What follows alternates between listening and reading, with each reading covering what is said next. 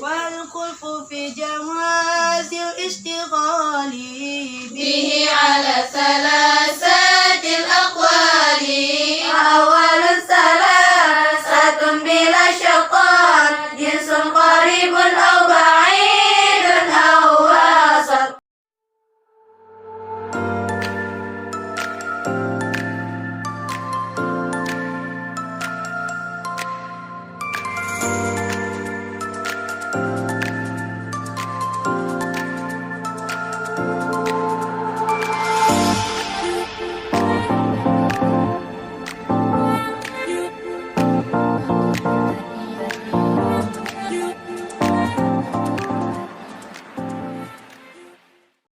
نتائج فكري لأرباب الحجاب، وحتى عنه من سماء العقل كل حجاب من سحاب الجهل، حتى بدا أسماهم شموس المعرفة رأوا محاضراتها منكشفة. نحمده جل على الإنعام بنعمة الإيمان والإسلام، من خصنا بخير من قد أرسل، وخير من هدى المقامة العلا، محمد سيد كل مختفى العربي الهاشمي المصطفى. صلى عليه الله مدام الحجة يأخذ من بحر المعاني الأجج، وآله وصحبه ذوي الهدى من شبهوا بأنجم في الاقتداء. وبعد فالمنطق للجنان نسبته كالنحو للسان، فيعصم الأفكار عن غير الخطأ، وعن دقيق الفهم يكشف الغطاء. فهك من أصوله قواعد تجمع من فنونه الفواعد، سميته بالسلم المنرق يرقى به سماء علم المنطق. والله أرجو أن يكون خالصا لوجهه الكريم ليس خالصا، وأن يكون نافعا للمبتدي به إلى المطولات يهتدي.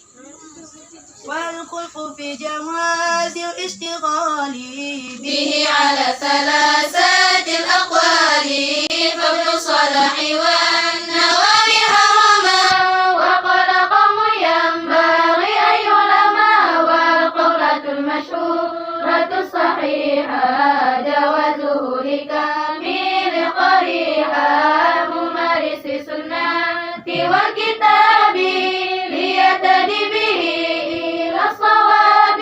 إدراك مفرد تصورا أليم، ودرك نسبة لتصديق الوسيم، وقدم الأول عند الوضع لأنه مقدم بالطبع، والنظر متى جري تأملي، وعكسه وهو الضروري الجلي، وما به إلى تصور المصير ينعى بقول الشارح فتبتهل، وما لتصديق به توصل لحجة يعرف عند العقلاء. دلالة اللفظ على ما وفق يدعونها دلالة المطابقة، وجزئه تضمن وملازم، فهو التزام إن بعقل التزم، وجزئه تضمن وملازم، فهو التزام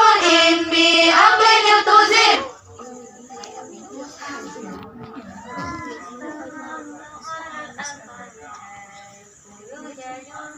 إما مركب وإما مفرد، فأول ما دل جزءه على جزء معناه بعكس ما دل، وهو على قسمين عن المفرد كل أو جزء حيث وجد، فمفهم اشتراك للكلي كأسد، وعكسه الجزئي وأولا لذاته فيها اندرج، فالسبه أو لعارض إذا